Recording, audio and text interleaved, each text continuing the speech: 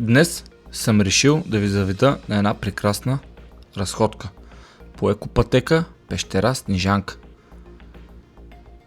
Самата екопътека е доста стръмна, но пък е само 1 км, което я прави страхотна за всякакви видове групи. Днес аз съм и с малката ми дъщеря, която е едва на 7 години. Пътеката е добре маркирана, с хубави парапети и е много удобна за вървене. Вярно, малко е стръмничка, но за това пък дишаме дълбоко.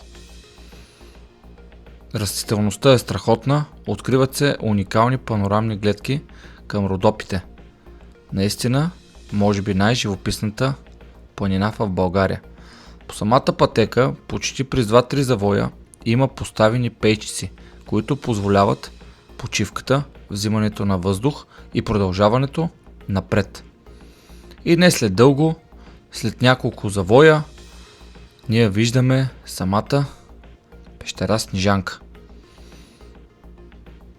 Околността около пещерата е добре облагородена, има навеси, има хижа, откъдето може да си ударите и печат, може да пиете топли напитки, безалкохолни, а за любителите на бирата дори и студени бирички.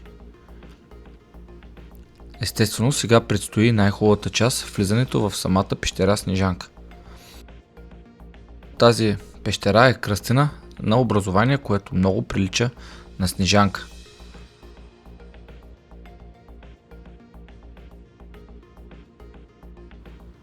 Ето е фигурата, която е кръстник на самата пещера, именно Снежанка.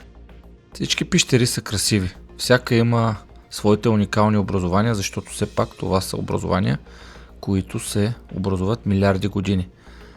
България изобилства от такива обекти и на всеки един от вас бих препоръчал да посети Снежанка, Дяволската гърло, Ягодинската пещера, Леденика, Магурата.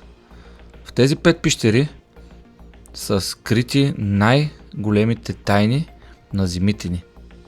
За мен лично няма най-красива, защото всички ми се виждат уникални по рода си. Ако ви е харесал този клип и искате да разгледате още подобни видеа, моля абонирайте се за канала ми и разгледайте другите видеа. Благодаря ви за гледането.